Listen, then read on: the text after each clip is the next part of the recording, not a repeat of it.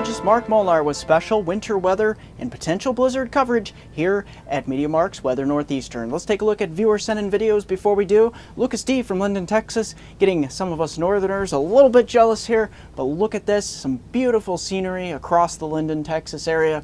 You can see some nice time lapse here of some sunshine dipping below the horizon, as you can see. And of course, he has some very, very large birds to be had here, specimens of some birds. Not much wildlife here in the Northeast moving around. The ones that are trying to scavenge for food, but it's a little bit hard because average snowpack is running between 15 and 25 inches on the ground in many areas. Some areas around Boston, much more than that. And as you can see, look at this.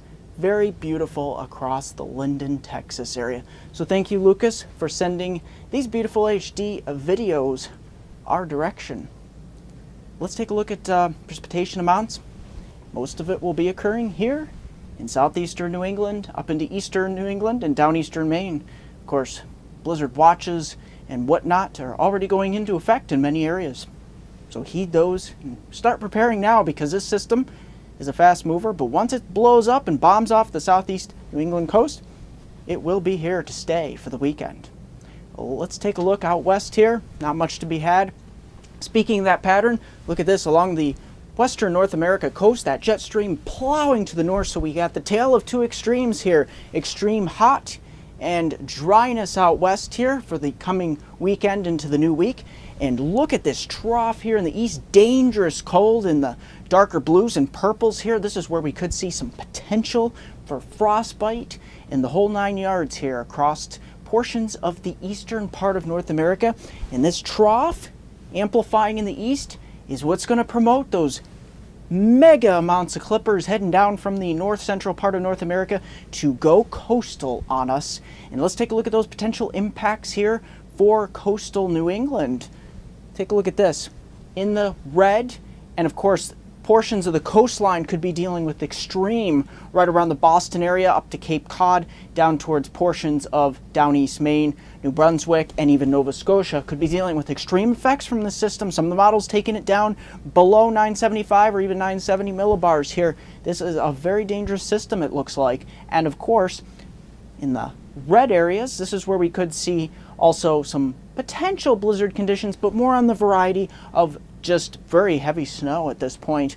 And then of course moderate, and then further west light. It will be interesting to see how far west here we get some of this heavier snow into western New England, into portions of eastern New York. But at this time it will mainly be from the Clipper that we'll see accumulations on the order of a couple inches across upstate New York, northeast Pennsylvania, into southern Ontario. It's here across eastern New England, up into eastern part of Canada, that's where the biggest effects from this system will be. So let's take a look at the potential.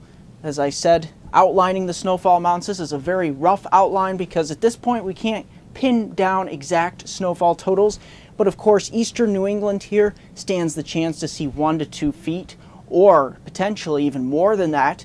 Heading further west here towards the Hudson River Valley, portions of western New England here, we could see upwards of 6, 8, maybe 9 further for the Northeast here.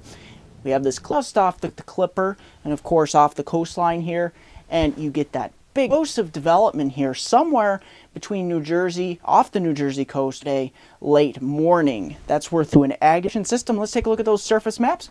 I'm going to quickly show you Clipper that will be moving in for Saturday off the map here, spreading some snow showers into southern Ontario, maybe northern Ohio. But it's Saturday, that Clipper starts to push across New York, Pennsylvania, bringing a couple inches. Southern Ontario, the Adirondacks, the Catskills, Poconos, could see upwards of probably about 3, maybe 4 inches out of this before it moves and starts transfer coast into Sunday. This is where things really start to get cranky. Millibars quite easily in this flow pattern, and start how far west some of this moisture makes it into parts of western New England, maybe as far west as right along the coastline here, up into Maine and New Brunswick as well, Cape Cod. That's going to do it for this edition of Weather Northeastern. I will have a 5-day outlook for my hometown viewers from Binghamton to Scranton, Susquehanna region of upstate New York, northeast Pennsylvania. Don't forget to like me on Facebook at MeteoMark, subscribe to me on YouTube at MeteoMark.com, it's Twitter at WX Northeastern, and Google Plus at MeteoMark. Heading through the weekend here, through your Friday into Saturday, Sunday.